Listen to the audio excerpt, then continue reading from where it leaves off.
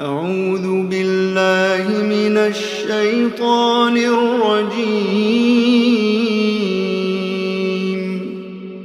بسم الله الرحمن الرحيم.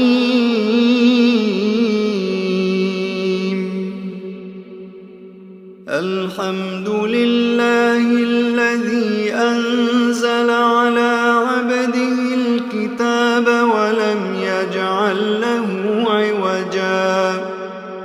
قيما لينذر بأسا شديدا من لدنه ويبشر المؤمنين الذين يعملون الصالحات أن لهم أجرا حسنا ماكثين فيه أبدا وينذر الذين قالوا اتخذ الله ولدا ما لهم به من علم ولا لآبائهم كبرت كلمة تخرج من أفواههم إن يقولون إلا كذبا فلعلك باخع نفسك على آثارهم إن لم يؤمنوا بهذا الحديث أسفا إنا جعلنا ما على الأرض زينة لها لنبلوهم أيهم أحسن عملا وإنا لجاعلون ما عليها صعيدا جرزا أم حسبت أن أصحاب الكهف والرقيم كانوا من آياتنا عجبا إذ أوى الفتية إلى الكهف فقالوا ربنا آتنا من لدنك رحمة وهيئ لنا من أمرنا رشدا فضربنا على آذانهم في الكهف سنين عددا ثم بعثناهم لنعلم أي الحزبين أحصى لما لبثوا أمدا نحن نقص عليك نبأهم بالحق إنهم فتية آمنوا بربهم وزدناهم هدى وربطنا على قلوبهم إذ قاموا فقالوا ربنا رب السماوات والأرض لن ندعو من دونه إلها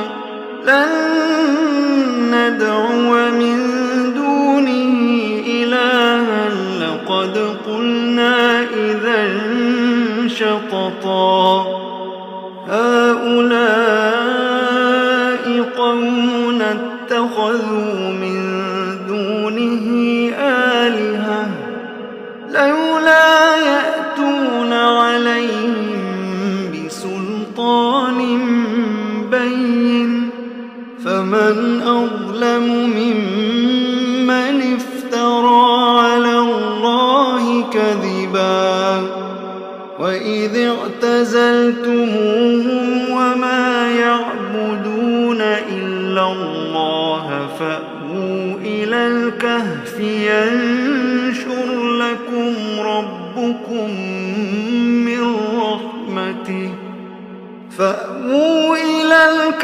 ينشر لكم ربكم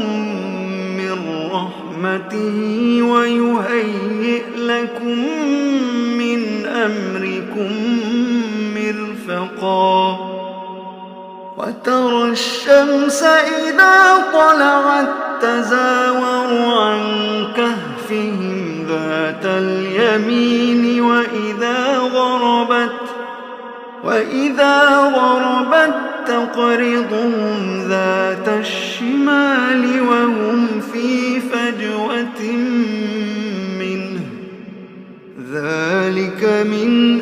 آيات الله من يهد الله فهو المهتد ومن يضلل فلن تجد له وليا مرشدا وتحسبهم أيقاظا وهم رقود ونقلبهم ذات اليمين وذات الشمال وكلبهم باسط ذراعيه بالوصيد لو اطلعت عليهم لوليت منهم فرارا ولملئت منهم رعبا وكذلك بعثناهم ليتساءلوا بينهم قال قائل منهم كم لبثتم قالوا لبثنا يوما أو بعض يوم قالوا ربكم أعلم بما لبثتم فابعثوا أحدكم بورقكم هذه إلى المدينة فلينظر أيها أزكى طعاما فليأتكم برزق منه وليتلطف ولا يشعرن بكم أحدا إنهم إن يظهروا عليكم يرجموكم أو يعيدوكم في ملتهم ولن تفلحوا إذا أبدا وكذلك أعثرنا عليهم ليعلموا أن وعد الله حق وأن الساعة لا ريب فيها إذ يتنازعون بينهم أمرهم فقالوا بنوا عليهم بنيانا ربهم أعلم بهم قال الذين غلبوا على أمرهم لنتخذن عليهم مسجدا يقولون ثلاثة رابعهم كلبهم ويقولون خمسة سادسهم كلبهم رجما بالغيب ويقولون سبعة وثامنهم كلبهم قل ربي أعلم بعدتهم ما يعلمهم إلا قليل فلا تمار فيهم إلا مراء ظاهرا ولا تستفت فيهم منهم أحدا ولا تقولن لشيء إني فاعل ذلك غدا إلا أن يشاء الله واذكر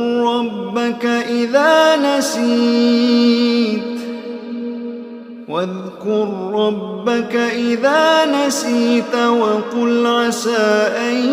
يهديني ربي أقرب من هذا رشدا ولبثوا في كهفهم 300 سنين وازدادوا 9 قل الله أعلم بما لبثوا له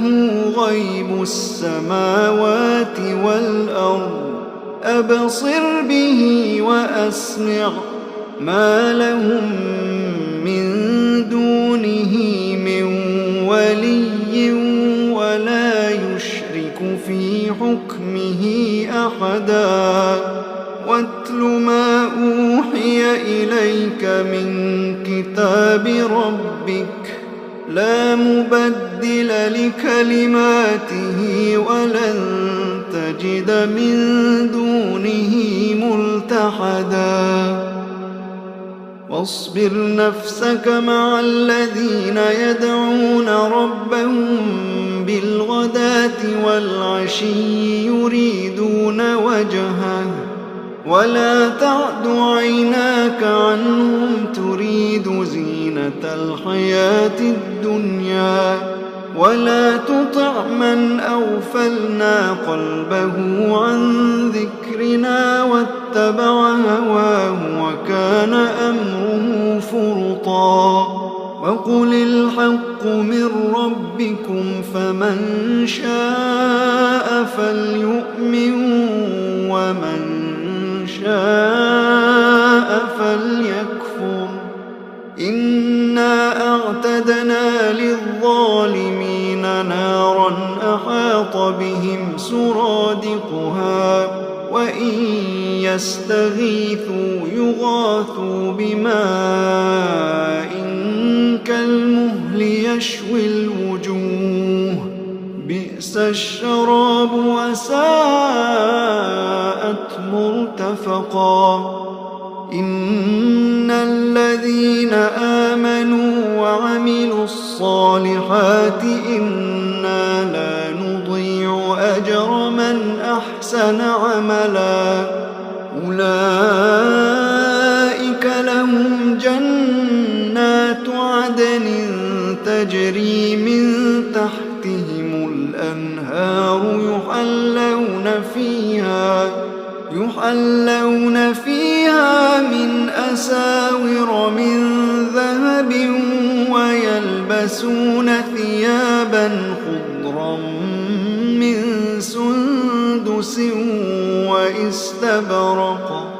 ويلبسون ثيابا خضرا من سندس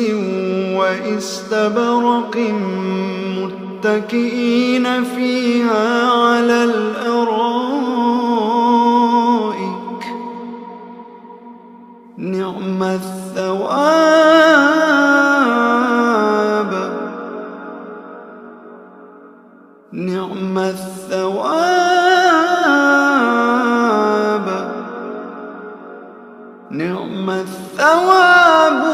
وحسنت مرتفقا واضرب لهم مثلا الرجلين جعلنا لأحدهما جنتين من أعناب وحففناهما بنخل وجعلنا بينهما زرعا كلتا الجنتين آتت أكلها ولم تظلم منه شيئا وفجرنا خلالهما نهرا وكان له ثمر فقال لصاحبه وهو يحاوره أنا أكثر منك مالا وأعز نفرا ودخل جنته وهو ظالم لنفسه قال ما أظن أن تبيد هذه أبدا وما أظن الساعة قائمة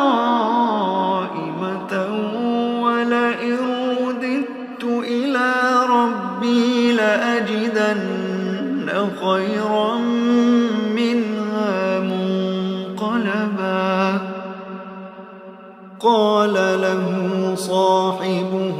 وهو يحاوره أكفرت بالذي خلقك من تراب ثم من نطفة ثم سواك رجلا لكن هو الله ربي ولا أشرك بربي أحدا لكن هو الله ربي ولا أشرك بربي أحدا ولولا إذ دخلت جنتك قلت ما شاء الله لا قوة إلا بالله إن ترني أنا أقل منك مالا وولدا فعسى ربي أن يؤتيني خيرا من جنتك ويرسل عليها حسبانا من السماء فتصبح صعيدا زلقا أو يصبح ماؤها غورا فلن تستطيع له طلبا وأحيط بثمره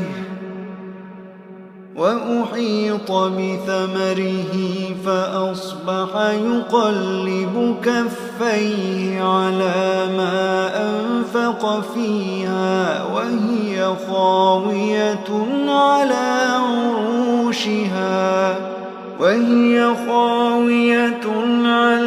عروشها ويقول يا ليتني لم أشرك بربي أحدا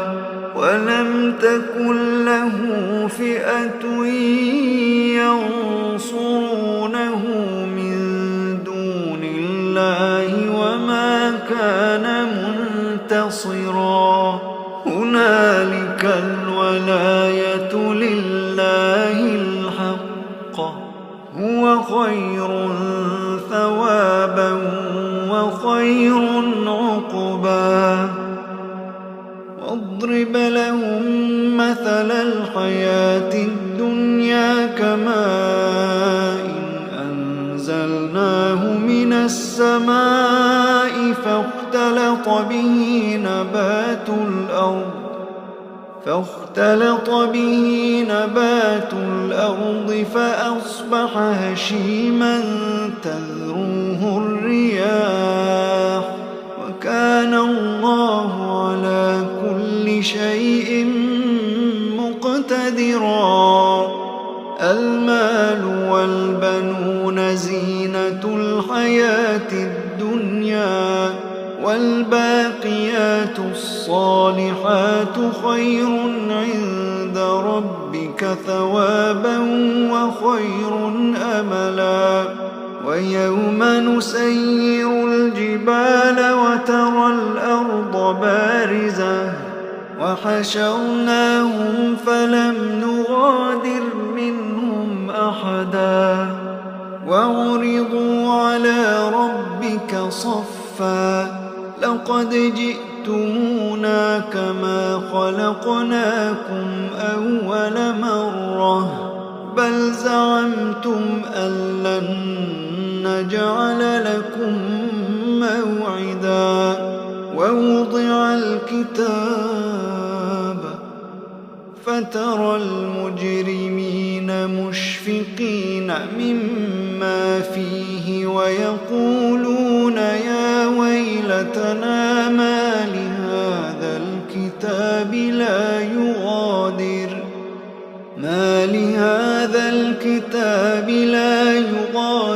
صغيرة ولا كبيرة إلا أحصاها ووجدوا ما عملوا حاضرا ولا يظلم ربك أحدا وإذ قلنا للملائكة اسجدوا لآدم فسجدوا إلا إبليس فسجدوا إلا إبليس كان من الجن ففسق عن أمر ربه أفتتخذونه وذريته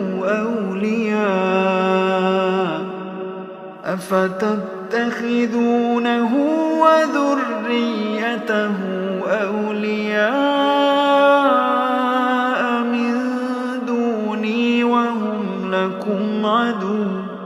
بئس للظالمين بدلا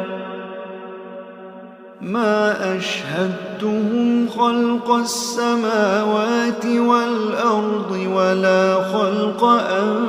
أنفسهم وما كنت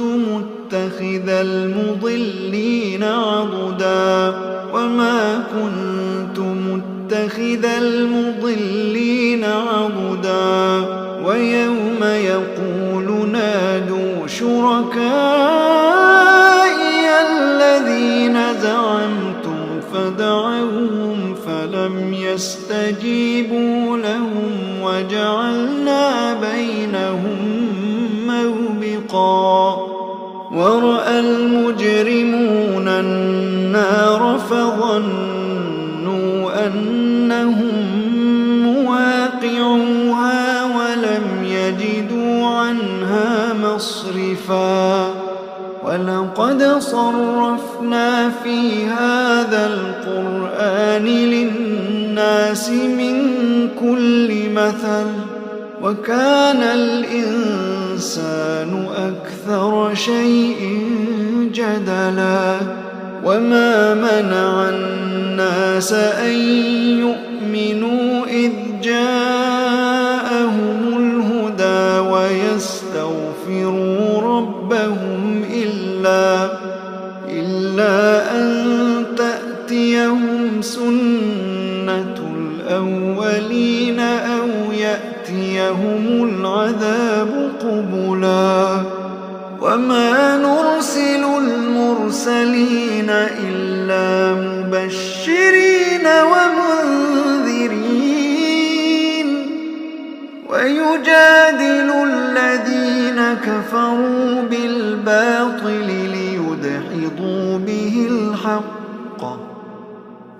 واتخذوا آياتي وما أنذروا هزوا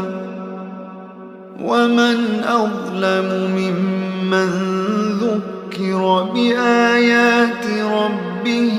فأعرض عنها ونسي ما قدمت يداه إنا جعلنا على قلوبهم أكنة أن يفقهوا وفي آذانهم وقرا وإن تدعهم إلى الهدى فلن يهتدوا إذا أبدا وربك الغفور ذو الرحمة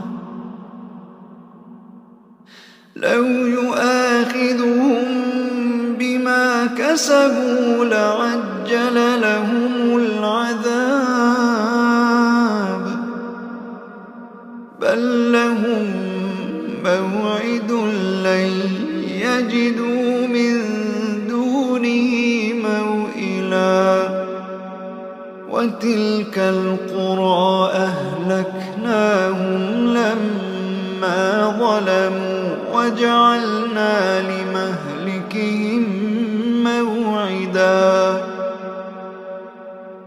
وإذ قال موسى لفتاه لا أبرح حتى أبلغ مجمع البحرين أو أمضي حقبا فلما بلغا مجمع بينهما نسيا حوتهما فاتخذ سبيله في البحر سربا فلما جاوزا قال لفتاه آتنا غداءنا لقد لقينا من سفرنا هذا نصبا قال أرأيت إذ أوينا إلى الصخرة فإني نسيت الحوت وما أنسانيه إلا الشيطان أن أذكره واتخذ سبيله في البحر عجبا قال ذلك ما كنا نبغ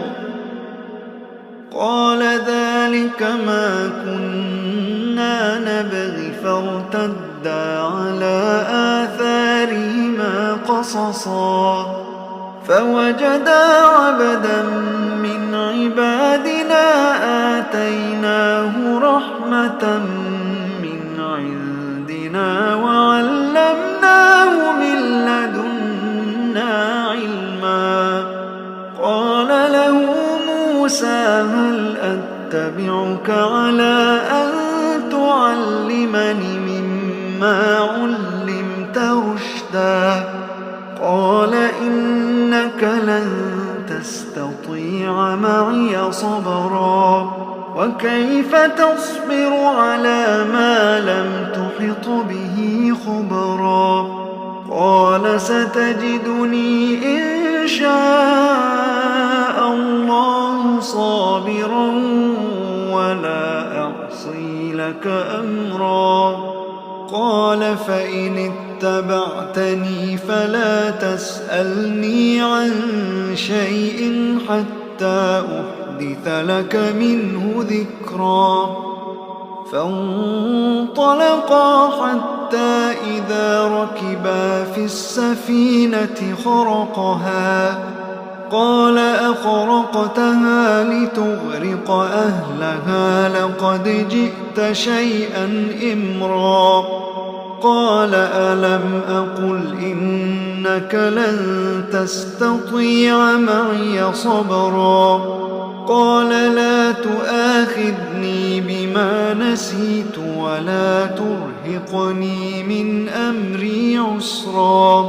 فانطلقا حتى إذا لقيا غلاما فقتله قال أقتلت نفسا زكية بغير نفس لقد جئت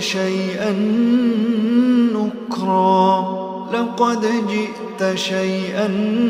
نكرا قال ألم أقل لك إنك لن تستطيع معي صبرا قال إن سألتك عن شيء بعدها فلا تصاحبني قد بلغت من لدني عذرا فانطلقا حتى إذا أتيا أهل قرية استطعما أهلها فأبوا أن يضيفوهما فوجدا فيها جدارا يريد أن ينقض فأقامه قال لو شئت لاتخذت عليه أجرا قال هذا فراق بيني وبينك سأنبئك بتأويل ما لم تستطع عليه صبرا أما السفينة فكانت لمساكين يعملون في البحر فأردت أن أعيبها وكان وراءهم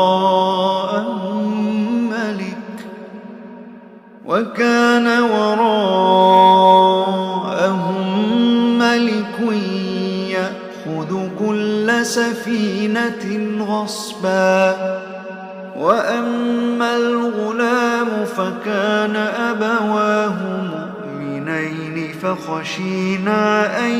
يرهقهما طغيانا وكفرا فأردنا أن يبدلهما ربهما خيرا منه زكاة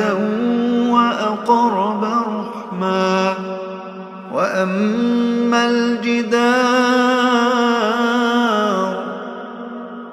وأما الجدار فكان لغلامين يتيمين في المدينة وكان تحته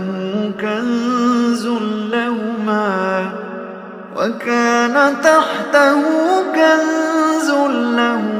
وكان أبوهما صالحا فأراد ربك أن يبلغا أشدهما ويستخرجا كنزهما رحمة من ربك وما فعلته عن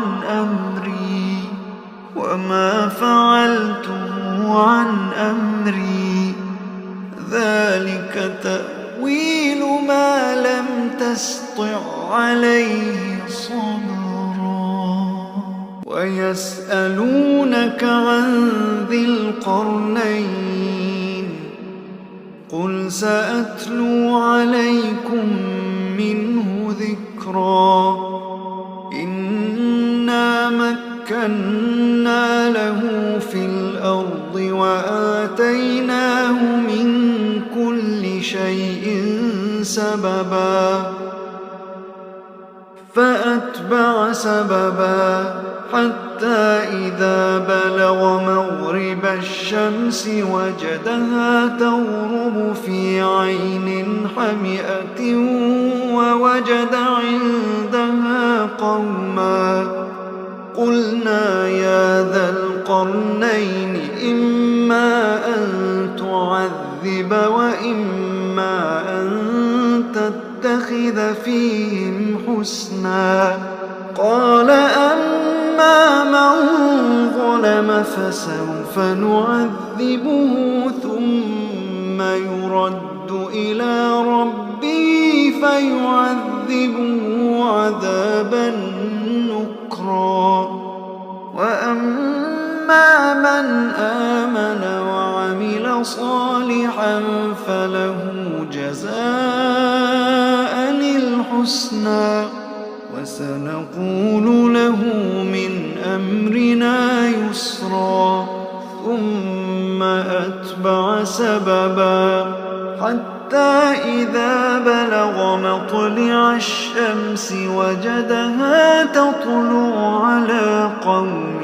لم نجعل لهم من دونها سترا. كذلك وقد أحطنا بما لديه خبرا. ثم أتبع سببا حتى إذا بلغ بين السدين وجد من دونهما قوما لا يكادون يفقهون قولا. قالوا يا ذا القرنين إن يأجوج ومأجوج مفسدون في الأرض فهل نجعل لك خرجا على أن تجعل بيننا وبينهم سدا. قال ما مكني فيه ربي خير فأعينوني بقوة أجعل بينكم وبينهم ردما. آتوني زبر الحديد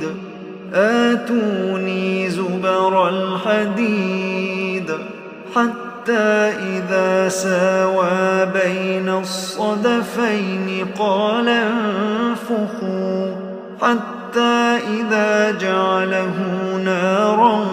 قال آتوني أفرغ عليه قطرا. فما استطاعوا أن يظهروه وما استطاعوا له نقبا. قال هذا رحمة من ربي فإذا جاء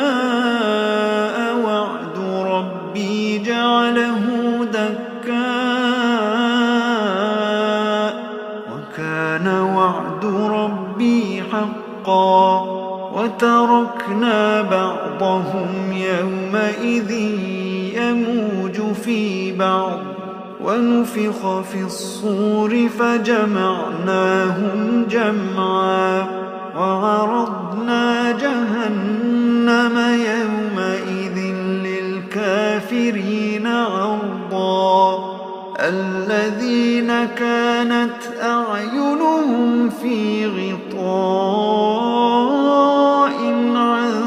ذكري وكانوا لا يستطيعون سمعا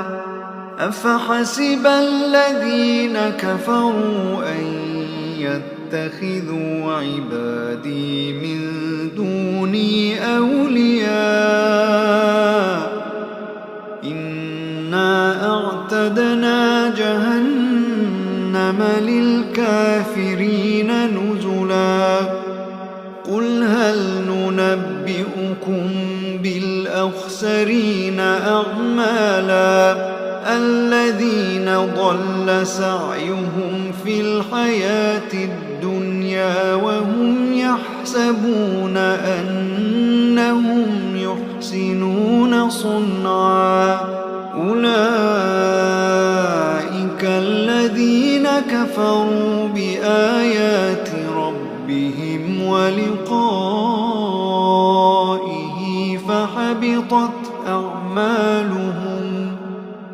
فحبطت أعمالهم فلا نقيم لهم يوم القيامة وزنا ذلك جزاؤهم جهنم بما كفروا واتخذوا آياتي ورسلي هزوا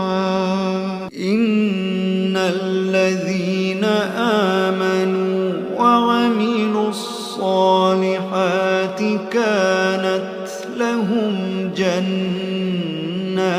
الفردوس نزلا خالدين فيها لا يبغون عنها حولا قل لو كان البحر مدادا لكلمات ربي لنفد البحر قبل أن تنفد كلمات ربي ولو جئنا بمثله مددا قل إنما أنا بشر مثلكم يوحى إلي أنما إلهكم إله واحد فمن كان يرجو لقاء ربه فليعمل عملا صالحا ولا يشرك بعبادة ربه أحدا.